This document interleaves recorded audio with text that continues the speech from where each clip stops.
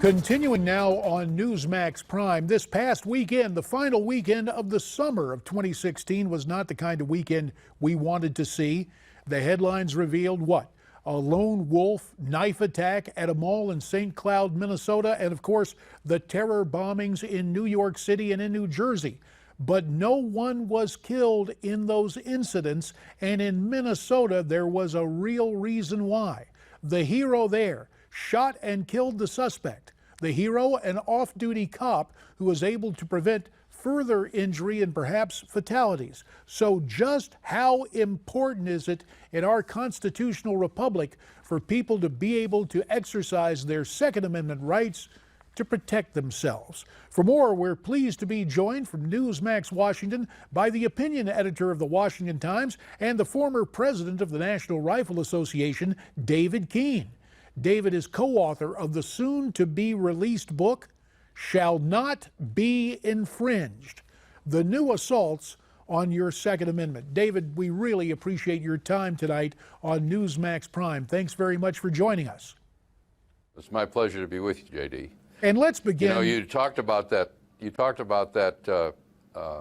knife attack in St. Cloud, Minnesota, and it was reported in the press that the good guy with the gun was a off-duty police officer. He was really much more than that. He owns a gun range, and he is involved heavily in training concealed carry permit owners to be able to use a firearm defensively. And he really is, as the police chief up there said, a hero and a good guy with a gun. And David, it was more than the police chief, though we certainly accept that praise. Also, St. Cloud's Mayor David Claes talked about Jason Faulkner and just how well he lived up to exercising those Second Amendment rights. Let's look and listen. He clearly prevented additional injuries and potentially loss of life. His heroic actions are exemplary, having witnessed what he did as the suspect was lunging at him with the knife.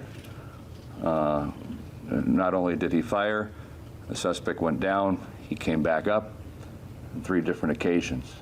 David, the mayor went on to say it was almost like a textbook case, and obviously you highlighted the fact that Jason Faulkner, in addition to being an off-duty police officer, is well trained and training others in terms of using their weapons should the need arise.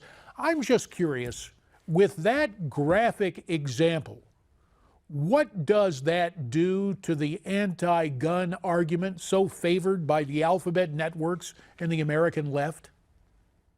Well, it's not just that example, J.D. Think about this. After the Orlando nightclub shooting, the President of the United States said that it was absurd to think that anyone in there who had a gun would have been able to stop things. Former President Clinton said that if there were armed citizens there, more people would have been killed. The next week, at a nightclub, outside a nightclub in South Carolina, a fellow came and shot 3 people. The 4th one that he faced had a gun and shot him and stopped that. The president apparently never asked the people who survived that how they felt about having somebody with a gun there. Or go back to 2014 in Moore, Oklahoma. You remember the case where the fellow came into the company, beheaded a woman, grabbed another one, stabbed her, and was ready to behead her, and the CEO reached into his desk, he had a firearm, and he shot the perpetrator, saving the woman's life. One wonders how many examples you need to convince some folks that perhaps an armed citizen with training, who knows what he or she is doing, is an asset rather than a liability to safety in this country. And that reflexive, dogmatic argument from the left that somehow exercising the Second Amendment right is harmful was on display again this weekend in Minnesota. Democrat Governor Mark Dayton, in a statement to the press, urged his fellow Minnesotans to not lash out against the Muslim community in that state. Let's look and listen. I implore the citizens of St. Cloud and really citizens throughout Minnesota to rise above this tragic incident and to remember our common humanity, our shared citizenship, and our shared desires to live together peacefully and and constructively for the benefit of ourselves and our families and our communities. So there is Mark Dayton babbling on. He also talked about the, quote, rights of people coming into this country, conveniently forgetting the law is about immigration. America has the right to decide who comes here.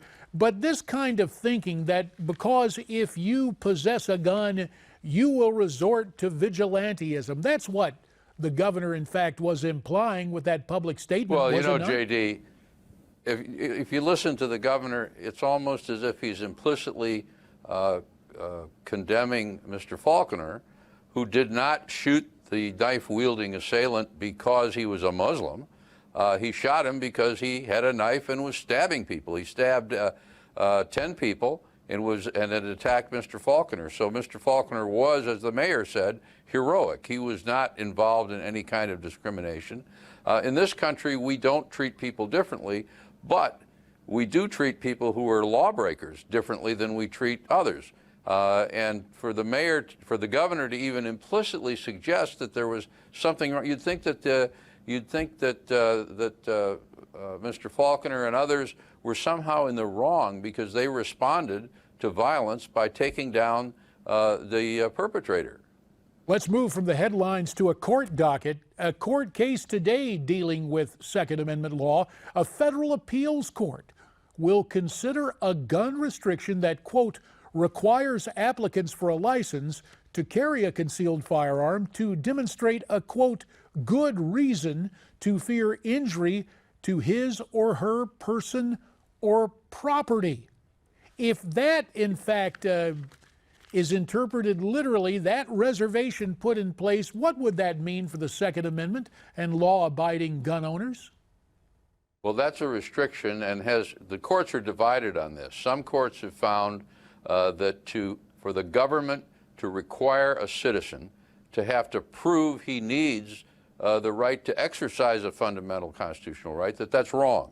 Other states and other courts have found that it's okay. J.D., you know, every state in the country today has some form of a concealed carry law, which is unique and is developed over the last 20 years. Some states have what they call constitutional carry, which means that the Second Amendment allows you to carry a firearm without any permit so long as you're not otherwise prohibited. Other states, the majority, have what they call shall issue laws, which means that if you apply to the state for a right to carry a firearm concealed, the state has to demonstrate why that should not be allowed. Then there are what this case is, may issue states, which puts all the power in the hands of the state and in the hands of politicians to say, we don't think you need one, and therefore we're not going to allow you to have it. And that is both capable of producing arbitrary decisions where you got to be a buddy of the sheriff or a buddy of the mayor or a buddy of the police commissioner or a politician or a celebrity to get a right to carry a firearm. And it also impinges, in I think an unreasonable way, on the right, the fundamental right of Americans to keep and bear arms, as the Second Amendment calls it. David, only a couple of minutes remain, and I promised we would get to your soon-to-be-released book. Again, the title, Shall Not Be Infringed, The New Assaults on Your Second Amendment. In this book, do you further catalog some of the outrageous actions being taken and some of the people just so intent on depriving Americans of their Second Amendment rights? Well, that's right. I believe very firmly, as does my co-author Tom Mason, who has followed intended restrictions on firearms through the United Nations over the course of the last 15 years. But we are at a crisis point because with the death of Antonin Scalia in the Supreme Court, a new Supreme Court could do one of two things. One, it could reverse the Heller decision, which is the decision from 2008, which finally makes clear that individual Americans have a right to keep and bear arms under our Constitution. Justice Ginsburg, among others on the Supreme Court, have said that she hopes to be there when that case is reversed. That could happen. Or the meaning of that case could just be subverted by a court that would not accept or would find all restrictions passed at the state or federal level to be reasonable. For example, if you have a gun-friendly court or a neutral court, the law you just discussed, the may issue law, is probably something that would fall and be declared unconstitutional under the Heller decision. If you have an anti-gun court, that court could just say, oh no, that's fine. That's a very reasonable thing for you to do, and allow anti-gun forces through legislation and regulation and the rest to accomplish what they can't do head on. And David in addition Keene, to that, as you chronicle this, and I'm sorry our time grows short, but suffice it to say, those watching tonight will want to become readers of your soon-to-be-released book entitled "Shall Not Be Infringed: The New Assaults I sure on Your hope so. Second Amendment." Yes, sir, David, and we don't mean to infringe on your First Amendment rights. Just that four-letter word "time" gets in the way. Our Time thanks is a to you, darned, David thing, Keene. isn't it? It sure is. Hey, up next on Newsmax Prime, the fiancé of a fallen UN ambassador remembers him. Stay tuned.